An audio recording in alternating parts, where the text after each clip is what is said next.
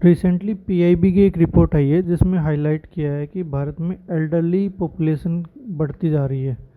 इसका मतलब demographic transition elderly population की तरफ शिफ्ट हो रहा है। डेटा के मुताबिक 2011 में 10 करोड़ एल्डरली पॉपुलेशन इंडिया में थी। ये बढ़ के 2036 में 23 करोड़ तक हो जाने की आशंका है। इसका मतलब लगभग डबल हो जाएगा अराउंड 25 ईयर्स।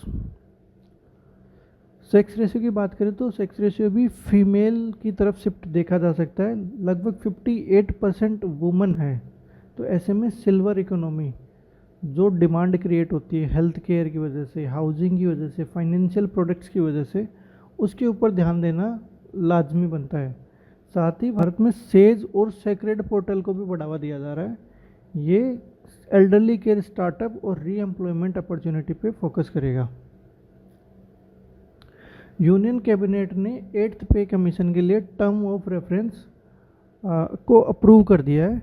8th पे कमीशन को जस्टिस रंजन प्रकाश देसाई इनके द्वारा हेड किया जा रहा है और इनको 18 मंथ के अंदर अपनी रिपोर्ट सबमिट करनी है। मोस्टली जो 8th पे कमीशन है ये सेंट्रल गवर्नमेंट, डिफेंस फोर्सेज और ऑल इंडिया सर्विसेज को कवर करता है। और जो 8th पे कमीशन की जो रिकमेंडेशन है वो 1 जनवरी 2026 के बाद इफ़ेक्ट में आ जाएंगी।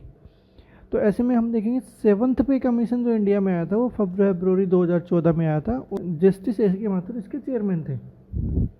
अभी जमैका कोस्ट पे स्ट्रॉन्गेस्ट एवर स्टॉर्म देखा गया है। इसको हरिकेन मेलिसा नाम दिया गया है क्योंकि ये अटलांटिक ओशियन में आया है, इसलिए इनको हरिकेन बोलते हैं। यही स्टॉर्म अगर ऑस्ट्रेलिया कोस्ट पे आता तो इसको हम विली विली बोलते हैं, जापान कोस्ट पे आता तो हम इसको टाइफून बोलते हैं, और अगर इंडियन ओशियन में आता तो हम इसको साइक्लोन बोलते हैं। दिल्ली गवर्नमेंट ने आईआईटी कानपुर के साथ मिलके एक क्लाउड सीडिंग ट्रायल को कंडक्ट किया है। इसका मोस्टली जो एम है वो आर्टिफिशियल रेन करवाना है और आर्टिफिशियल रेन से जो एयर पोल्यूशन है उसको कम किया जाए। क्लाउड सीडिंग में क्या क्या यूज़ करते हैं, मीन्स क्या क्या